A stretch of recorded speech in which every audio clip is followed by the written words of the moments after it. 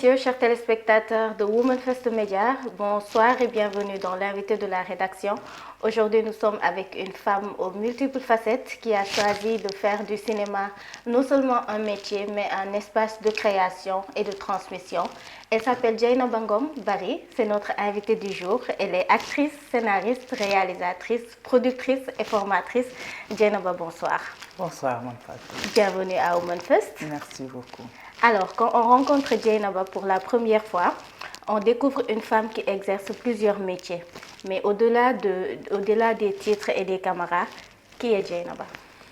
Alors, Dieynaba, c'est une dame sénégalaise, une femme entrepreneur, une maman et voilà, une passionnée des métiers des arts en général, mais qui s'est spécialisée dans les métiers du cinéma. Ouais.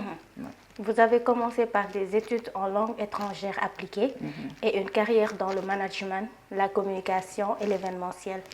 Alors, à quel moment vous avez compris que vous vouliez aussi donner une place au cinéma dans votre vie?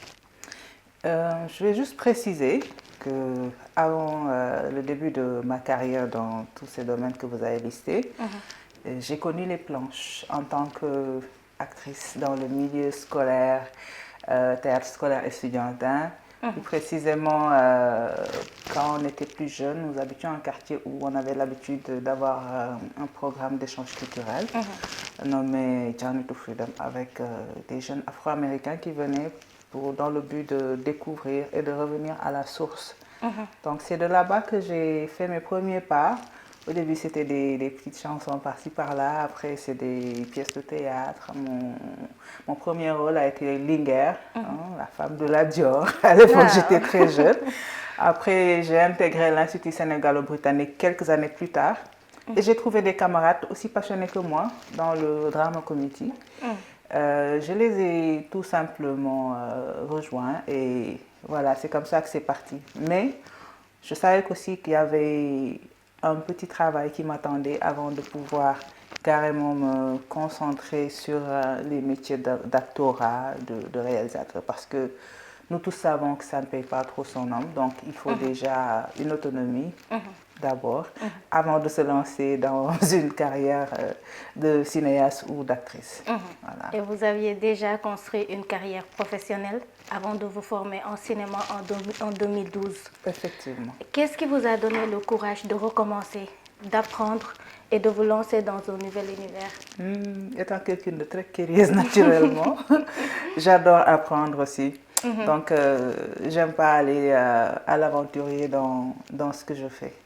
Et après ma formation au PEX, dans le cadre d'un programme sur l'entrepreneuriat culturel qu'ils avaient lancé à l'époque, c'était en 2011, j'avais juste remarqué qu'il n'y avait pas de formation. Il y avait beaucoup d'artistes et acteurs, mais nombreux sont ceux qui n'ont pas bénéficié de formation dans leur domaine.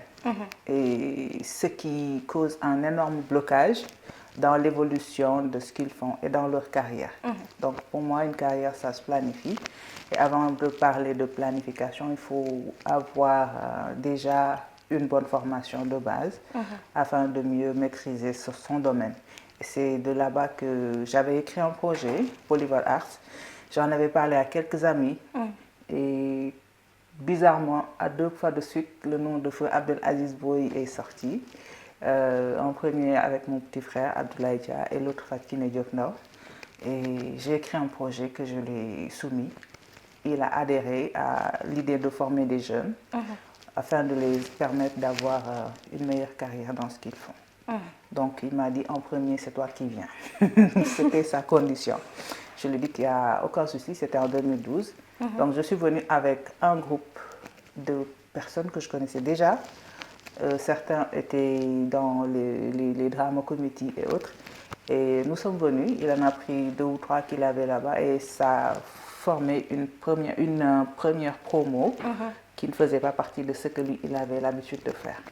Et c'est de là-bas que je me suis fait former en écriture de scénario parce que j'écrivais déjà, mais en théâtre. Donc j'ai essayé de comprendre c'est quoi la différence du théâtre au cinéma. Donc il nous a appris le tronc commun et j'avais l'habitude aussi de voyager, histoire de mieux découvrir, de d'exercer mon métier d'actrice, mais j'en profitais pour apprendre. Et après cela, le contrat moral qui me liait à Feu Abdelaziz Boy, c'était de faire un film collectif et un film individuel. Donc c'est comme ça que le premier film collectif qui s'appelait Linger, où j'étais l'actrice, j'étais derrière la scénarisation, la réalisation, de l'écriture en tout cas à la réalisation. J'y étais avec mes camarades de promo. Et après cela, j'avais déjà des histoires que j'avais écrites et j'en ai choisi en 2019 par exemple pour écrire Fissure, d'où j'ai quitté le plateau de tournage pour me concentrer sur mes propres projets. Justement. Voilà. Parlez-nous un peu de Fissure. Qu'est-ce que vous vouliez raconter à travers ce film? Fissure, c'est un constat d'une société fissurée qu'on refuse de voir. Mais c'est ça la réalité, parce que le film raconte tout simplement l'histoire de 3 femmes. L'une, une prostituée, qui est devenue ce qu'elle est à cause de ce que la société lui a toujours témoigné. C'est-à-dire, je voudrais un peu attirer l'attention de nos sociétés sur comment l'approche qu'ils ont vis-à-vis de leurs enfants. L'amour est parfois le contraire qu'ils leur témoignent, parce que tôt ou tard, c'est ce qu'on leur donne qu'ils vont juste partager aux autres. Alors, Sadia, une femme voilée, qui son burqa lui pèse énormément parce que si elle n'a pas su communiquer à cause d'une société où certains sujets sont tabous, victime d'excision, de viol, de tout ce qui va. Elle n'a pas su tout simplement dire à ses parents qui attendaient d'elle naturellement le fameux pagne et elle a préféré prendre la fuite au soir de sa nuit de noces. Nadia, un rôle que j'ai porté, qui tout simplement vient montrer cette appellation péjorative de la femme divorcée dans notre société, qui ne rime qu'à, voilà, qui quand on le prend au vrai sens du terme, ça revient à la femme prostituée. Donc, qui est la femme dans la société? Ça a été ça la question que j'ai voulu poser à travers Fissure. Et j'en ai fait dans un premier temps un court-métrage sur un projet de long. Donc, avec la complicité de la régie, nous allons voir la bande-annonce et revenir sur le plateau.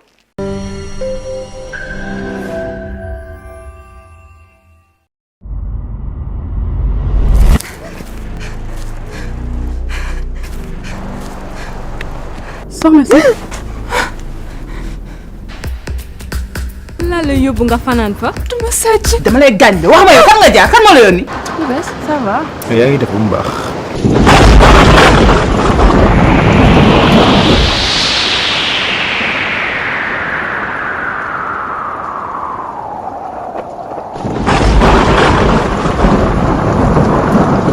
yéen kii kan la. bu ngeen génnee ma def leen ni dege génn leen du wóolu ngeen seen bopp génn leen.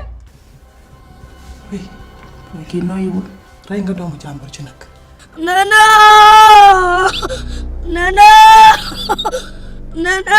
boo amul loo ma fa ma fayoo nga fayee ma leneen.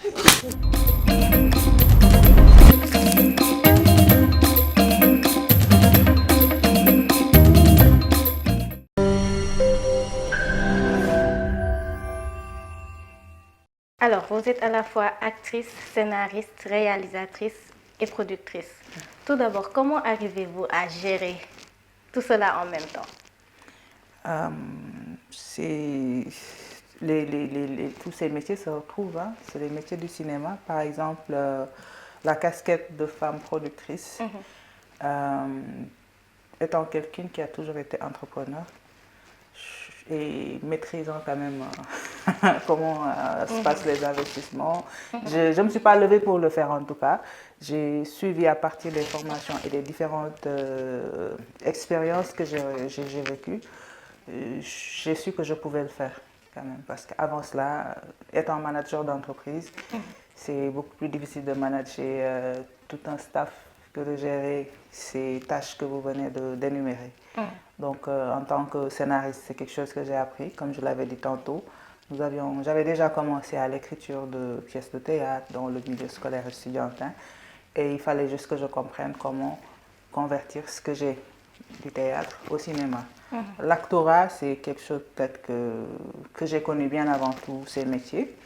et naturel chez moi, hein, même si j'ai reçu après quelques formations, comme je l'ai dit. J'aime bien me faire former à partir de mes camarades que je rencontrais. Parfois, on allait à Blessenghor rencontrer Fomako Dumbang. On regardait comment ça se passait. On a eu l'expérience de par learning by doing.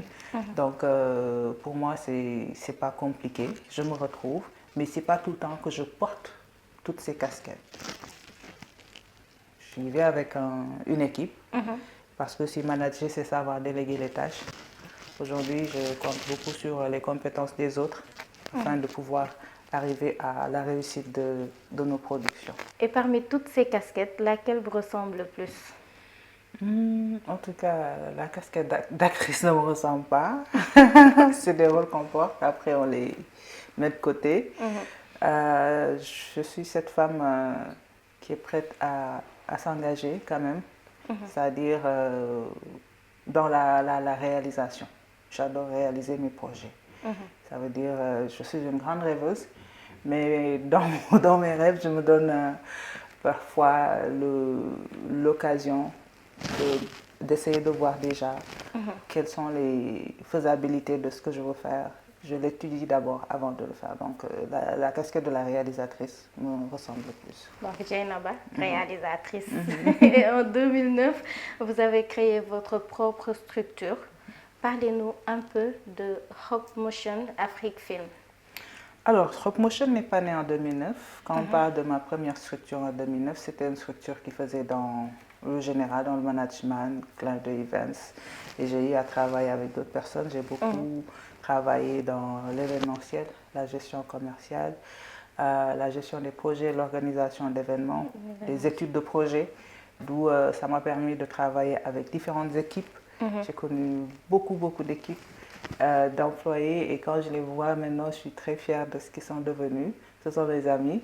Donc en 2009, c'était la première mise en place de la structure qui faisait dans tout ce qui est tourisme, événementiel, dans tout ce qui est gestion de projet. Et voilà, c'était ça en 2009. Donc Hope Motion est venu en 2025.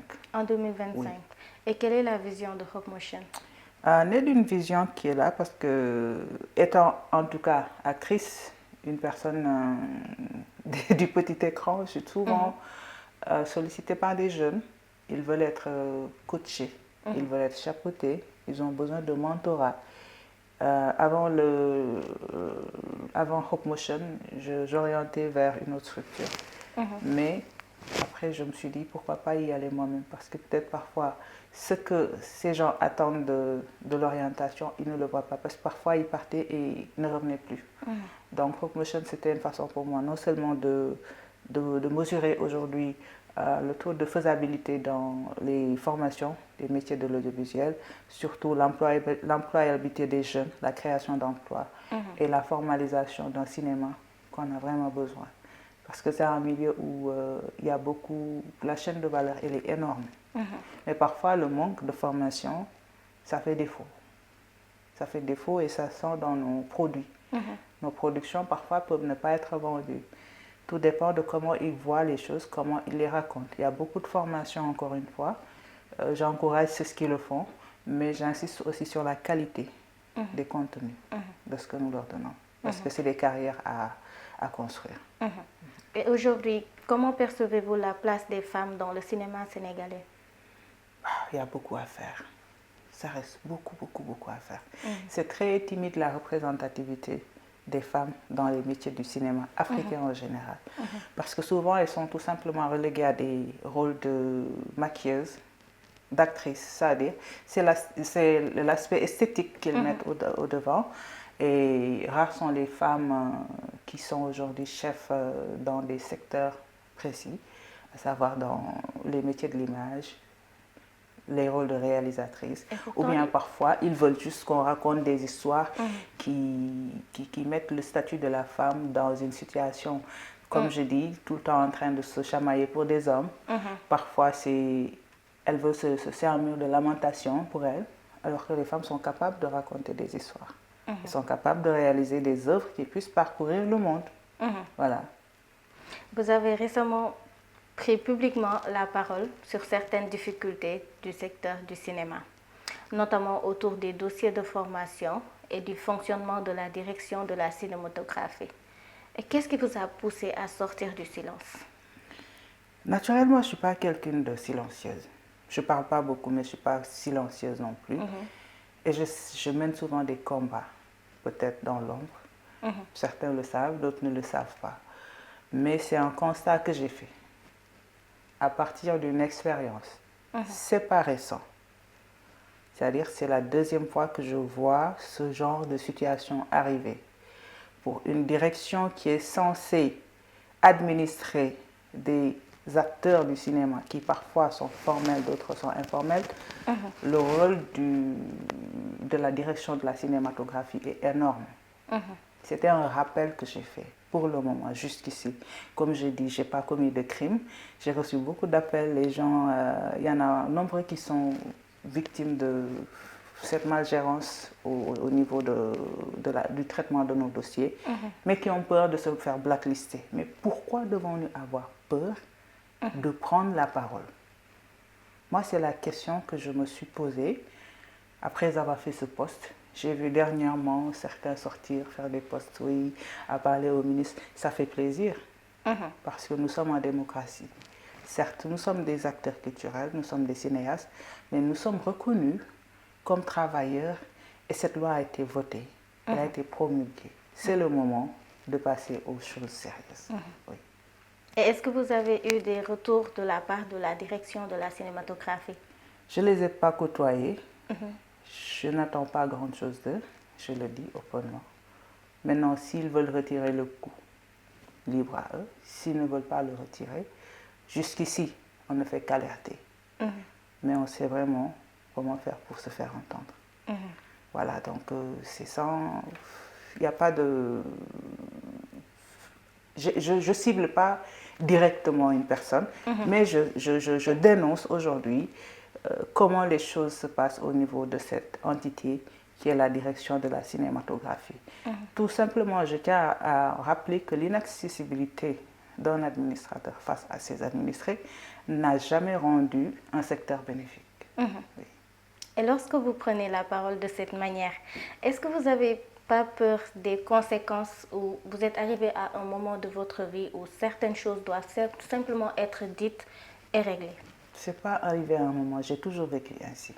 D'accord. Je ne garde pas des choses dans mon cœur. J'ai vu certaines parler de santé mentale. Pour moi, la santé mentale, ça commence par libérer la parole afin de libérer l'âme. Nous sommes nés libres. Les directeurs qui sont là ne sont pas des dieux, ne sont pas des demi-dieux non plus. Ils ont été à leur place pour qu'ils puissent gérer ce secteur. Tout simplement, un gouvernement, comment ça se passe, je ne vais pas l'expliquer. Il y a le président qui ne peut pas gérer le tout. Il a ses ministres. Après les ministres, il y a des directeurs pour chaque secteur. Et chaque directeur est censé faire son travail.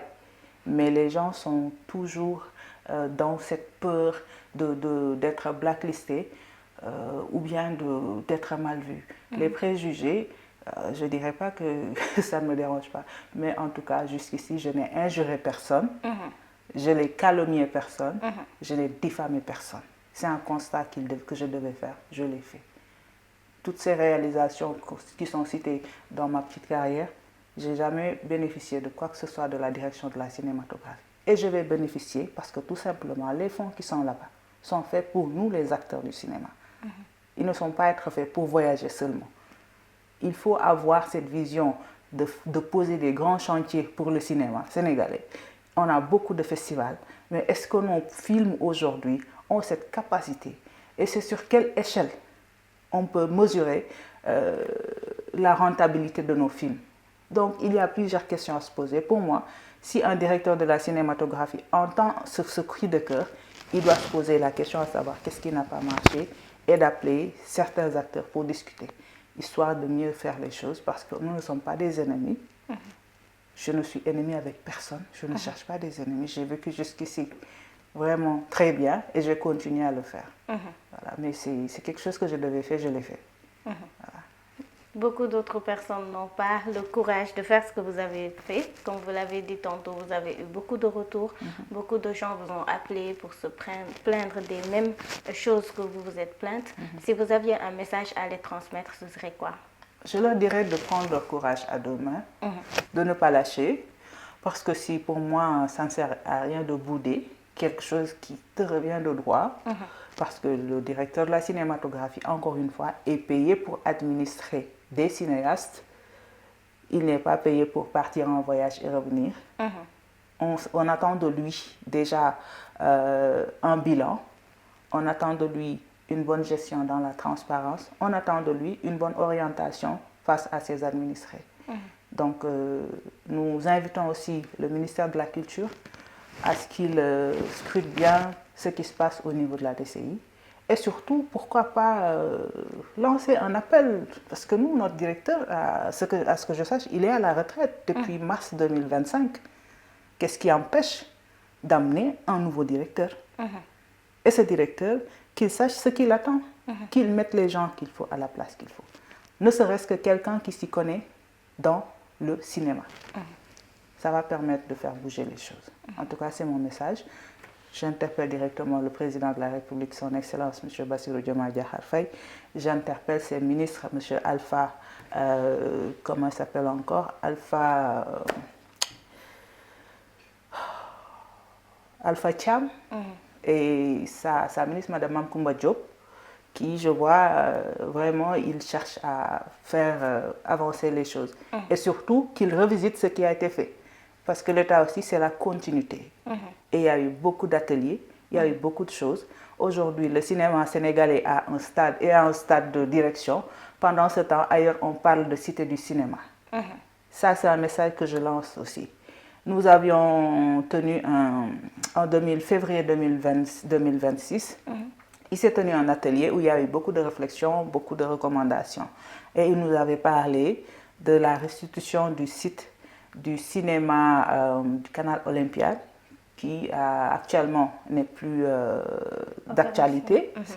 On leur demande de donner aux cinéastes, ne serait-ce carrément un cadre où on peut construire notre direction de cinématographie, où on va construire notre petite cité.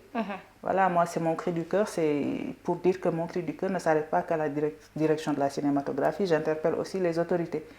Amener la DCI à Diamniadio. Déjà, on pleure de ce qui se passe maintenant. Les amener à Diamniadio, c'est encore les mettre à l'ombre. Donc, qu'ils essaient de gérer les choses et de nous restituer le site, même s'ils ne nous donnent pas tout.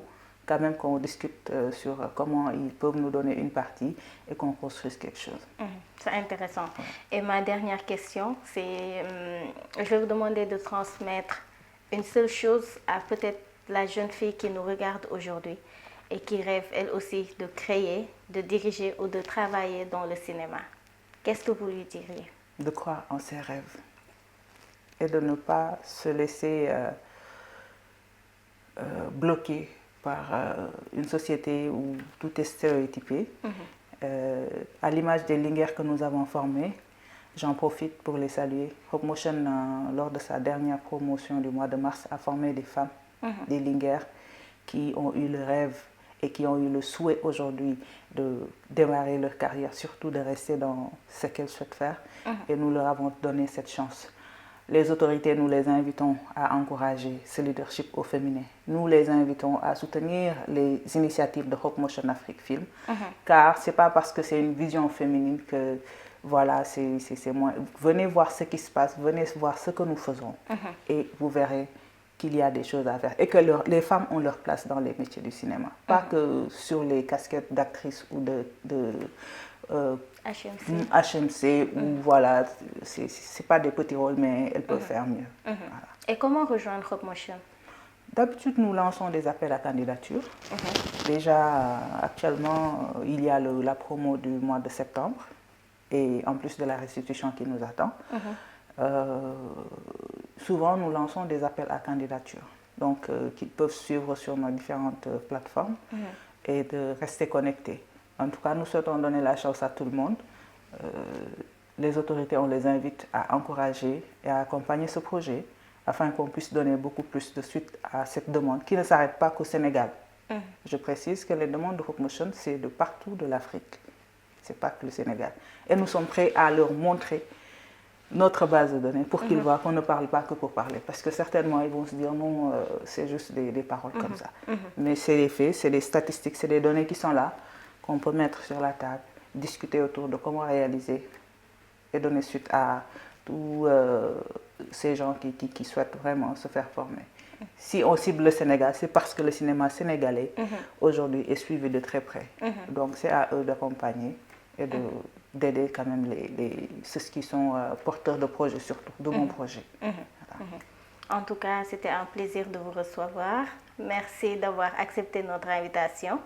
Je vous laisse placer vos derniers mots. Merci d'abord, tout d'abord, merci de m'avoir invité. Je salue et je remercie mes collaborateurs parce que Hope Motion, ce n'est pas que Dieyna Bangom que vous voyez. Hope Motion, c'est un projet porté par d'autres gens qui ont la même vision. Je salue ma collègue Mme Goné Dieye, Mme Diop, M. Barry, Mme Fatchelo. Il y a Pape Malik Bamba, tous ces gens qui croient en nous. Et à nos partenaires surtout, Mme Fatou Sendok du Centre culturel régional de Senghor. Et je vais terminer par Mme Awaning, Mme Diouf de la place du souvenir. Parce que ce sont ces gens qui nous reçoivent pour le moment. C'est là-bas où se passent nos formations. Voilà, et nos tournages, surtout la place du souvenir qui nous ouvre ses portes grandement et avec tout le confort qu'il faut. Vraiment, c'est encore une preuve que le leadership féminin est à encourager. Voilà, c'est mon dernier mot. Merci beaucoup. Merci beaucoup. Merci à mon équipe technique et à mes téléspectateurs.